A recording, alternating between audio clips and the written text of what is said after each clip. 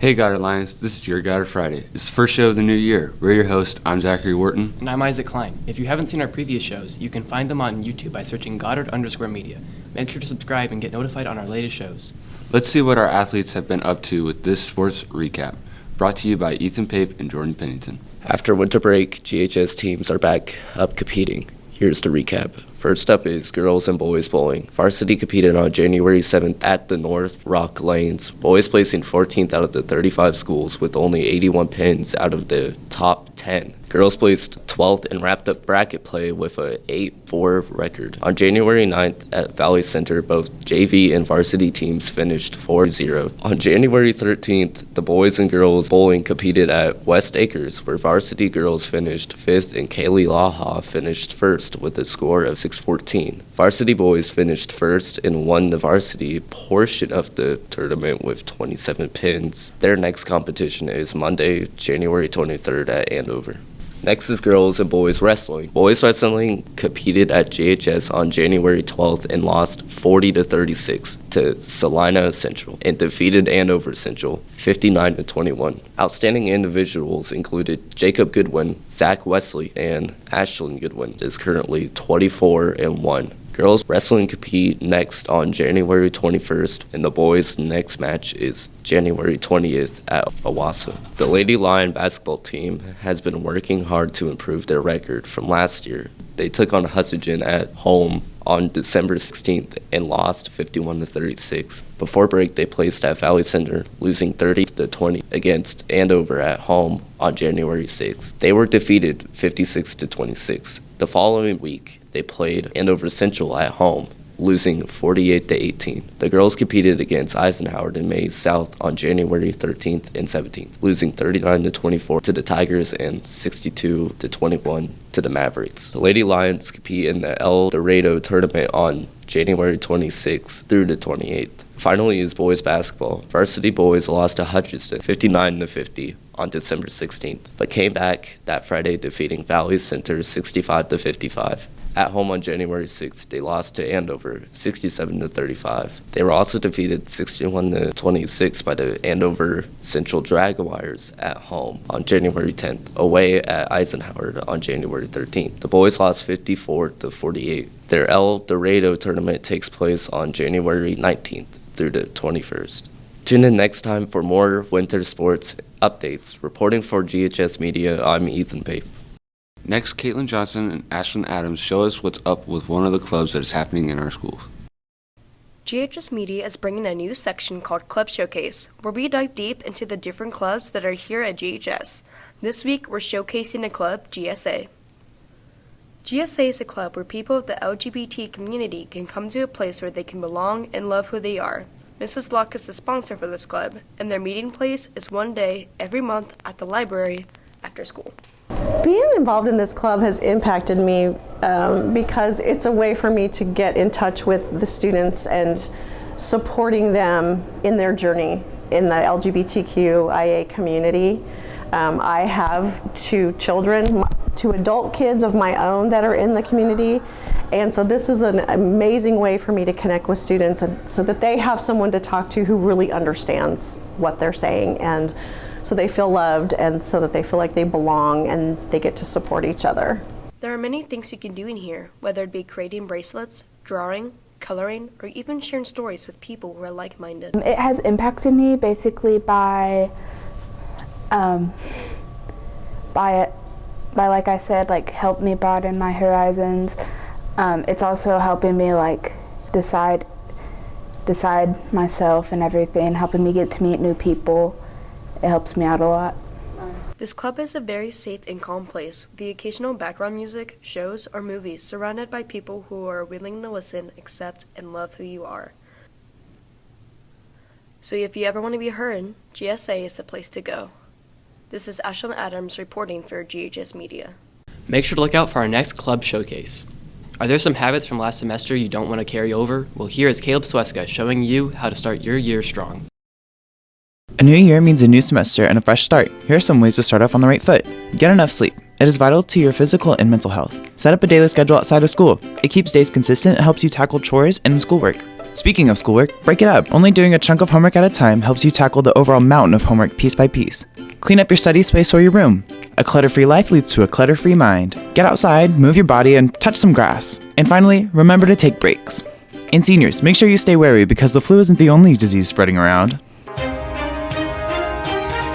Hello and welcome. I'm here with resident expert Scott Kinderknecht to discuss the ongoing spread of senioritis within our schools. Hi, Caleb. Nice. Thanks for having me. Appreciate you putting me on here today. Scott, thank you for being here. So, what is this senioritis? What are the symptoms? Who is at risk? And why does this happen? That's a great question. So, in my many years here working in different schools, senioritis is something that kind of bites everybody out of nowhere sometimes, and definitely something that everyone experiences in some way. I define senioritis really as a way of like, hey, I know my future is where it's going or what I'm getting ready to do, and this past 4 years or even the culmination of 12 years of schooling is over. And so that motivation gets a little lost because you're like, I'm ready to be done with this and move to the next phase of my life. Very interesting, Scott. So what can we do to slow the spread of this infectious disease? Ways to combat it, very simple. You try to keep yourself involved with things, keep hanging out with your friends. If you like to go to the gym, work out, if you're playing sports, any of those things make the time go by, and I think it helps a little bit. Wow, that's some very informative stuff. Thank you again for being here, Scott. And I just want to say to everybody who is watching to make this last semester a good one. For GHS Media, I'm Caleb Sweska. I will make sure to use those helpful tips. Next, Vaughn Nguyen tells us more about the upcoming Lunar New Year. Lunar New Year is one of the most important celebrations of the year among East and Southeast Asian cultures, including Chinese, Vietnamese, and Korean communities, among others. In fact, over 2 billion people celebrate this holiday. This year celebrates the Year of the Rabbit, or the Cat, in Vietnamese culture on January 22nd, 2023. Specifically in Vietnamese culture, elders give out red envelopes containing money to children, women wear traditional dresses called áo dài, and families play traditional board games. To cover this special holiday, I went to the Church of Magdalene on the east side of Wichita. Here's the St. Anthony Lion Dance team putting on a traditional performance after Mass.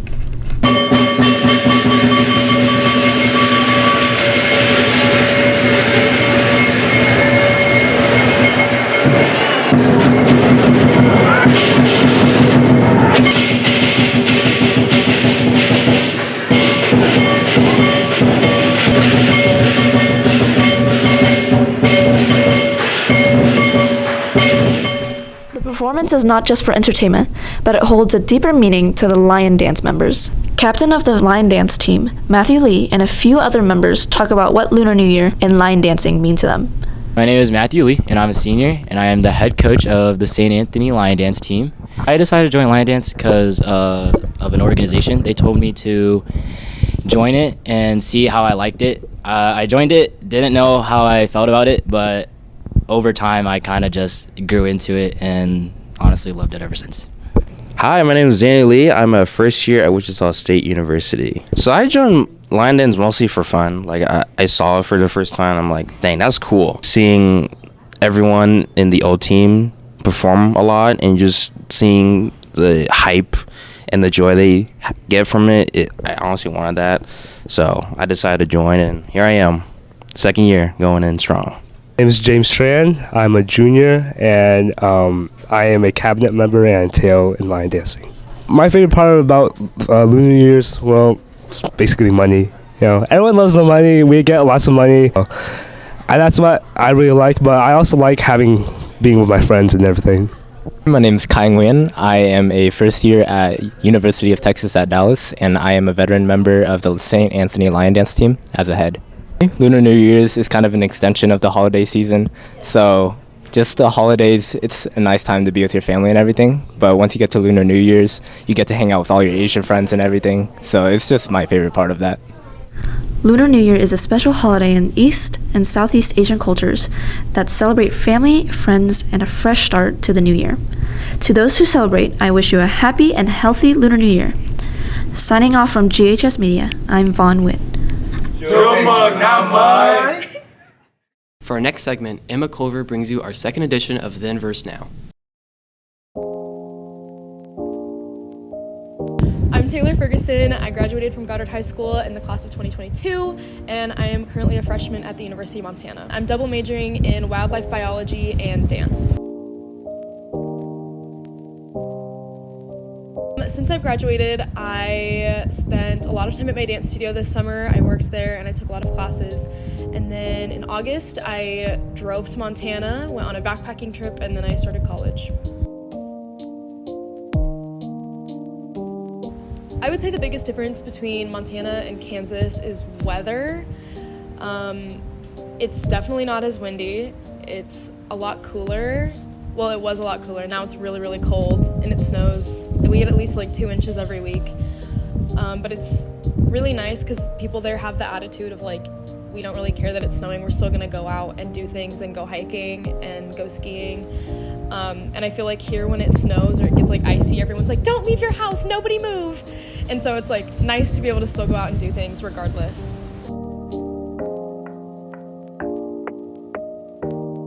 I think the hardest thing so far in my college experience was I did deal with a lot of homesickness kind of in the middle of the semester around Thanksgiving break. Everyone was going home. I really wanted to go home, but to buy a plane ticket that like close was just not attainable. It was really expensive. So I went to a friend's house for Thanksgiving, which was nice, but I was really, really homesick, and so that was something that I had to kind of work through and remind myself that I chose Montana for a reason and it was a good choice and I don't regret it.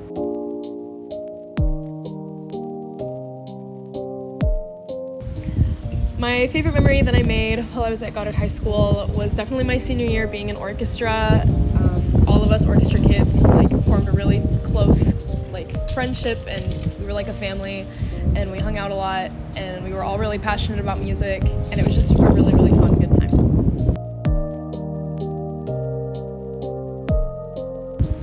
I would say if you're a junior or a senior and you're like coming up on having to choose colleges and whatnot, to not let it completely overwhelm you and stress you out. I was really stressed. I had no idea where I was going, and Montana was kind of a last minute choice, and I'm so happy that that was what ended up happening. So just trust the process and know that you'll end up where you're meant to be.